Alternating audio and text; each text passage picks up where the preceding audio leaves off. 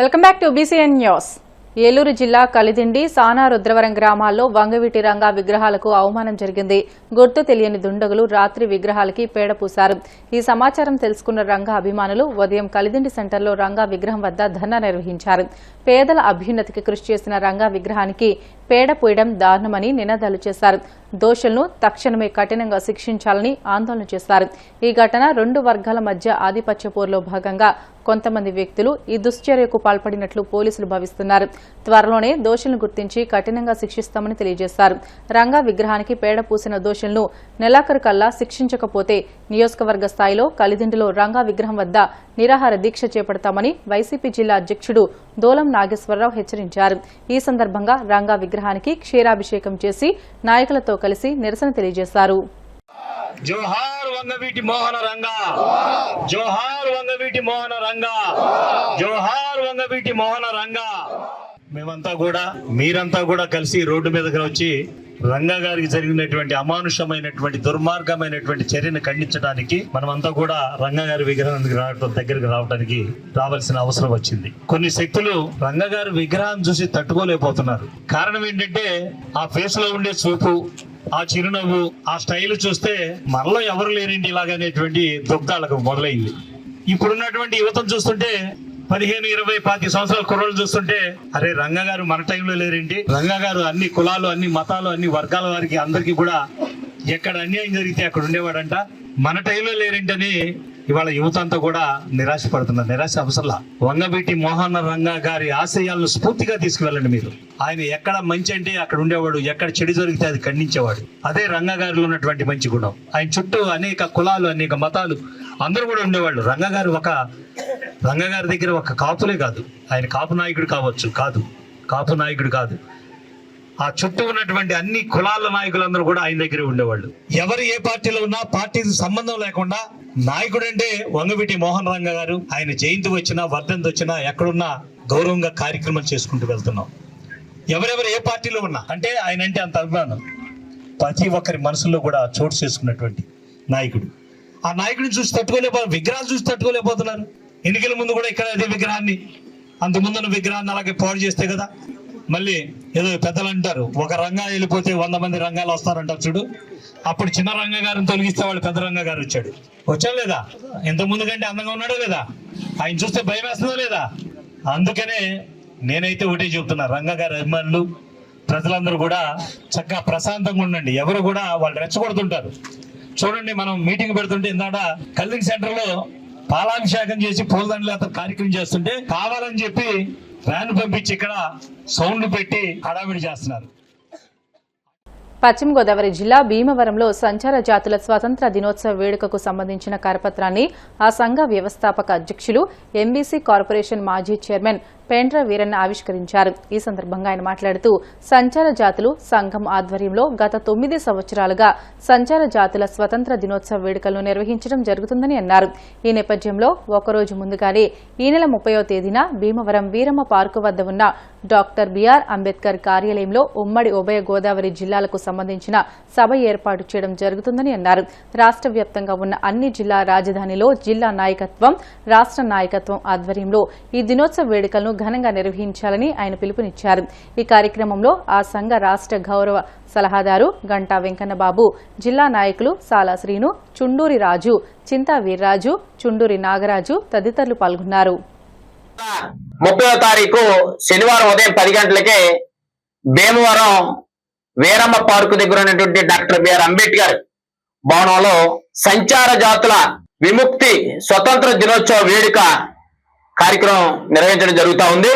ఈ కార్యక్రమానికి ఉభయ గోదావరి జిల్లాలో ఉండబడే సంచార జాతుల కార్యకర్తలు, అభిమానులు, నాయకులు ప్రతి ఒక్కరు కూడా వచ్చి సంచార జాతుల కార్యక్రమాన్ని స్వతంత్ర దినోత్సవ వేడుకని విజయవంతం చేయాల్సిందిగా మిమ్మల్ని అందరినీ హృదయపూర్వకంగా కోరుతా ఉన్నాను. ఈ సంచార జాతుల స్వతంత్ర దినోత్సవం అనేది ప్రధానంగా ఏర్పాటు చేయడానికి గల కారణం ఏంటంటే 1871 బ్రిటిష్ వ్యవస్థలో క్రిమినల్ ట్రైబ్స్ యాక్ట్ అని తీసుకొచ్చి భారతదేశంలో ఉన్నటువంటి స్వతంత్ర సమరయోధులకి, అదేవిధంగా రాజులకి సైనికులుగా ఉన్నటువంటి సంచార జాతుల్ని వివిధ కళారూపాల్లో కళలు ప్రదర్శిస్తూ అప్పుడున్నటువంటి జానపదాలు కానీ, అదేవిధంగా బుర్రకథలు కానీ, యక్షగానాలు కానీ అనేక కళారూపాల ద్వారా హిందూ సంస్కృతిని సాంప్రదాయాన్ని ఎస్టాబ్లిష్ చేస్తున్నటువంటి సంచార జాతుల్ని అణగదొక్కాలన్న ఉద్దేశంతో 1871 క్రిమినల్ ట్రైబ్స్ యాక్ట్ అని తీసుకొచ్చి పుట్టిన పిల్లవాడి దగ్గర నుంచి చనిపోయే ముసలివాడి వరకు కూడా నేరస్తుడిగా ముద్ర చేసి ఆ వ్యక్తులు ఎక్కడ ఉంటే వారిని తీసుకొచ్చి అక్కడ హతమార్చినటువంటి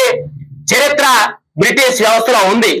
కానీ 1947 స్వతంత్రం వచ్చింది. కానీ ఈ సంచార జాతులు ఎవరైతే ఉన్నారో వారెవరిని కూడా విముక్త జాతులుగా ఎక్కడ గుర్తించినటువంటి చరిత్ర లేదు. ఆ జాతుల్ని ఎక్కడ కూడా పట్టించుకునే చరిత్ర లేదు. అప్పుడు 1949లో అనంత సైన అయ్యంగార్ అనే ఆయన చైర్మన్ గా నియమించి 52లో భారతదేశ వ్యాప్తంగా నేరస్తులుగా పిలువబడుతున్నటువంటి సంచార జాతుల్ని క్రిమినల్ ట్రైబ్స్ యాక్ట్ నుంచి డీనోటిఫైడ్ ట్రైబ్స్ గా చేస్తూ విముక్త జాతులుగా ఆగస్టు 31, 1952 సంవత్సరంలో వీరిని విముక్త సంచార జాతులుగా గుర్తించడం జరిగింది. అందుకని ఒక వ్యక్తి పుట్టిన తర్వాత ఆ వ్యక్తి నేను ఫలానా కులస్తుని ఫలానా వ్యక్తి నేను సమాజంలో ధైర్యంగా తిరగగలిగే రోజే అది నిజమైన స్వతంత్రం. కాబట్టి 1952 ఆగస్టు 31వ తారీఖున సంచార జాతులు యావత్ భారతదేశంలో ఉన్నటువంటి సంచార జాతులకు స్వతంత్రం వచ్చిన రోజు. కాబట్టి మేము గత 2017 మొట్టమొదటిగా పాలకొల్లులో సంచార జాతుల దినోత్సవం వేడుకని అక్కడ ఏర్పాటు చేయడం జరిగింది. ఇప్పటికి 9వ వార్షికోత్సవ సభ. ఈ 9 సంవత్సరాలు కూడా క్రమం తప్పకుండా ఏదో ప్రాంతంలో ఏర్పాటు చేస్తూనే వచ్చాం. సంచార జాతుల సంఘం స్థాపించిన కానించి ఆంధ్రప్రదేశ్ రాష్ట్రంలో ఎక్కడైనా సంచార జాతుల మీద అన్యాయాలు జరిగినా ఇబ్బందులు జరిగినా వారి మీద పనిచేయడం జరిగింది. అంతేకాకుండా మేము పార్టీ అధికారంలో ఉండగా లేదు మేము కార్పొరేషన్ చైర్మన్ కూడా సంచార జాతులకు సంబంధించినటువంటి అంశాల మీద అనేక అంశాల మీద తీసుకురావడం జరిగింది. అంతేకాకుండా తోలుబొమ్మల అట్లా కులస్తులను గుర్తించినటువంటి చరిత్ర, అదేవిధంగా దేవర వాళ్ళు, ఎల్లమ్మల వాళ్ళు, ముత్యాలమ్మల వాళ్ళు అనే కులస్తులను గుర్తించినటువంటి చరిత్ర, అలాగే రాజన్నలను కూడా యథావిధిగా బీసీలుగా కొనసాగింపు చేయాలనే దాని మీద కూడా ఇవాళ బీసీ కమిషన్ దగ్గర ఉన్నట్టు అది సంచార జాతుల సంఘం తీసుకున్నటువంటి నిర్ణయం తప్ప వేరే ఒకటి కాదనే విషయాన్ని సందర్భంగా హైదరాబాద్ శివారు మేడ్చల్ జిల్లా మేడిపల్లిలో గర్భవతైన భార్యను ముక్కలుగా నరికాడు భర్త. మేడిపల్లి పరిధి బాలాజీ హిల్స్ లో ఈ దారుణ ఘటన చోటు చేసుకుంది. వికారాబాద్ జిల్లా కామారెడ్డిగూడకు చెందిన స్వాతి మహేందర్ ప్రేమించి పెళ్లి చేసుకున్నారు. ప్రస్తుతం బోడుప్పల్లోని బాలాజీ హిల్స్ లో నివాసం ఉంటున్నారు. గర్భవతైన భార్యను చంపి ముక్కలుగా నరికాడు. ఆ తర్వాత శరీర భాగాలను ప్లాస్టిక్ కవర్లో ప్యాక్ చేసి బయటకు తీసుకెళ్లి పడేయాలని చూశాడు. అయితే గది నుంచి శబ్దాలు రావడంతో పొరుగింటి వారు వెళ్లి చూశారు. దీంతో ఈ దారుణ ఘటన బయటపడింది. మహేందర్ను పోలీసులు అదుపులోకి తీసుకున్నారు. హత్యకు గల కారణాలపై అతన్ని విచారిస్తున్నారు. భారత అంతరిక్ష రంగంలో ప్రైవేట్ రంగం కీలక పాత్ర పోషించాలని, రాబోయే 5 ఏళ్లలో కనీసం 5 యూనికార్లను సృష్టించాలని ప్రధాని మోదీ పిలుపునిచ్చారు. ప్రస్తుతం ఏడాదికి 5గా ఉన్న రాకెట్ ప్రయోగాల సంఖ్యను 50కి పెంచే దిశగా కృషి చేయాలని ఆయన సూచించారు. శనివారం జాతీయ అంతరిక్ష దినోత్సవం సందర్భంగా ప్రధాని వర్చువల్ విధానంలో దేశ ప్రజలను ఉద్దేశించి ప్రసంగించారు.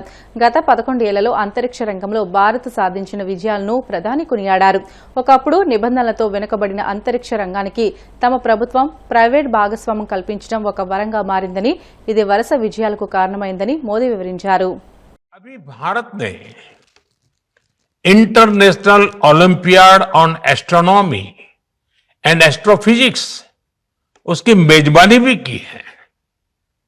इस कंपटीशन में दुनिया के 60 से ज्यादा देशों से लगभग 300 युवाओं ने हिस्सा लिया. भारत के युवाओं ने मेडल भी जीते. ये ओलंपियाड स्पेस सेक्टर में भारत की उभरती लीडरशिप का प्रतीक है. साथियों, मुझे खुशी है कि युवा साथियों में स्पेस के प्रति रुचि बढ़ाने के लिए इसरो द्वारा भारतीय अंतरिक्ष हैकाथॉन और रोबोटिक्स चैलेंज जैसी पहल भी की गई है. मैं इन प्रतिस्पर्धाओं में हिस्सा लेने वाले स्टूडेंट्स और विजेताओं को बहुत बहुत बधाई देता हूं. फ्रेंड्स, स्पेस सेक्टर में एक के बाद एक नए माइलस्टोन गणना ये भारत और भारत के वैज्ञानिकों का स्वभाव बन गया है. 2 साल पहले ही भारत पहला ऐसा देश बना था जिसने चंद्रमा के साउथ पोल पर पहुंचने का इतिहास रचा। हम स्पेस में डॉकिंग, अनडॉकिंग की क्षमता रखने वाले दुनिया के चौथे देश भी बन गए हैं। अभी 3 दिन पहले ही मेरी ग्रुप कैप्टन शुभांशु शुक्ला से मुलाकात हुई है। उन्होंने इंटरनेशनल स्पेस स्टेशन पर तिरंगा फहराकर हर भारतीय को गर्व से भर दिया। जब वो तिरंगा मुझे दिखा रहे थे, वो जो पल थी, जो अनुभूति थी, वो शब्दों से परे है। ग्रुप कैप्टन शुभांशु से हुई चर्चा में मैंने नए भारत के युवा के असीम हौसले और अनंत सपनों को देखा है। इन सपनों को आगे बढ़ाने के लिए हम भारत का एस्ट्रोनॉट पूल भी तैयार करने जा रहे हैं। मैं आज स्पेस डे पर अपने युवा साथियों को भारत के सपनों को उड़ान देने के लिए इस एस्ट्रोनॉट पूल से जुड़ने के लिए आमंत्रित करता हूं। साथियों, आज भारत सेमी क्रायोजेनिक इंजन और इलेक्ट्रिक प्रोपल्शन जैसी ब्रेक थ्रू टेक्नोलॉजी में तेजी से आगे बढ़ रहा है। जल्द ही आप सब वैज्ञानिकों की मेहनत से भारत गगनयान की उड़ान भी भरेगा और आने वाले समय में भारत अपना स्पेस स्टेशन भी बनाएगा। వార్తలు ముగించే ముందు ముఖ్యాంశాలు మరొకసారి. టీడీపీ పార్లమెంట్ నియోజకవర్గ కమిటీల ఏర్పాటుపై సీఎం చంద్రబాబు సమీక్ష. వివిధ వర్గాల కోసం 54 సాధికార సమితుల ఏర్పాటుకు నిర్ణయం. రాష్ట్రంలో ఎరువుల మాఫియా విజృంభిస్తోందన్న వైసీపీ మాజీ ఎమ్మెల్యే అనంత వెంకటరామిరెడ్డి. యూరియా సరఫరాలో చంద్రబాబు పూర్తిగా విఫలమయ్యారని ధ్వజం. వాడపల్లి వెంకన్న ఆలయంలో ప్రత్యేక పూజలు. మంగళ వాయిద్యం నడుమ శ్రీ స్వామి అమ్మవార్లకు మేల్కొలుపు సేవ, ఐశ్వర్య లక్ష్మీ హోమం.